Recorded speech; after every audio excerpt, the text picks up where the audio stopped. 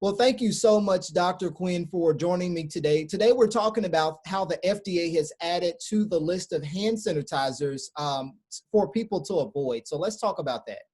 Yeah, well, basically the FDA, they're the watch group that makes sure that every product is safe as possible. And they've identified some hand sanitizers that contain methanol. And this is potentially dangerous because methanol has been identified as a substance that can be fatal if absorbed through the skin or absorbed or even ingested. So they've identified 5 more specific brands of hand sanitizers that the consumers need to avoid this potential danger. Now, like you said, it's a potential danger to people that use it. So we're talking about people who go into restaurants, grocery stores. How can people differentiate the two, of knowing which ones to use and which ones not to use? Well, basically, with the COVID-19 pandemic, people are using hand sanitizer because they're being responsible.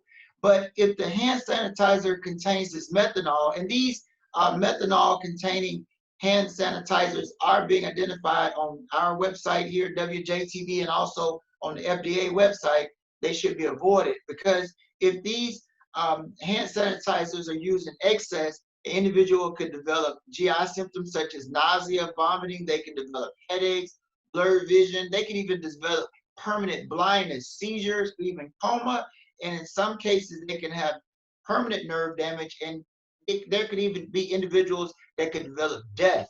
So this is something that should be taken very seriously. And a big part of it is the fact that people are using these hand sanitizers excessively because there's a lot of anxiety and fear and a lot of responsibility. People are being responsible, but we have to be aware that specific hand sanitizers that will be identified on the websites need to be avoided because we don't want people to have unnecessary injuries.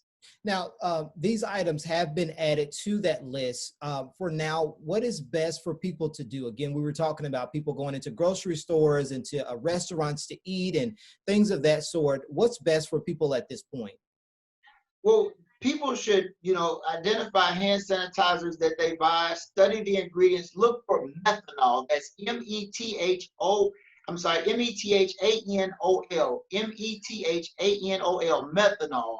And if the hand sanitizer contains methanol, they need to avoid that specific brand. But as I said, the specific brand names are listed on the FDA website as well as the WJTV website.